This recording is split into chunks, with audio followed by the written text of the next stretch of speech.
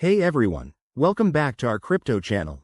Today, we're tackling a super practical topic: how to withdraw USDT from Binance in 2025. With all the latest updates and enhanced security features, this process is quicker and safer than ever. Whether you're cashing out for everyday use or transferring to another wallet, I'll walk you through it step by step. Let's dive right in. First, make sure you're logged into your Binance account. If you haven't already, head to the Binance website or app and enter your credentials.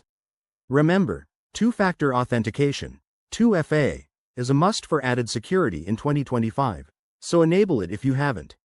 Once you're in, navigate to the Wallets section. You can find this easily in the main menu. Here, you'll see a list of all your cryptocurrencies. Scroll down and select USDT from your assets. Now, click on the Withdraw button next to USDT. This will open a new page where you'll need to choose the withdrawal network. USDT supports options like Ethereum, Tron, or BNB Smart Chain, so pick the one that matches your receiving wallet to avoid any transaction failures. Next, enter the recipient's wallet address. Double-check this carefully. Crypto transactions are irreversible. Then, input the amount you want to withdraw.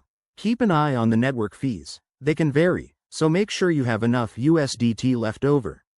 Binance will prompt you for verification. This might include confirming via 2FA, email, or even biometric checks in 2025. Once verified, review all the details one last time to ensure everything's accurate. Hit confirm, and your withdrawal will be processed. You can track the status in your transaction history. Depending on the network, it might take a few minutes to an hour. And there you have it. That's how you withdraw USDT from Binance in 2025. Always prioritize security, like using hardware wallets for storage. If this helped, give it a thumbs up, subscribe for more guides, and let me know in the comments if you have any questions. Stay safe out there.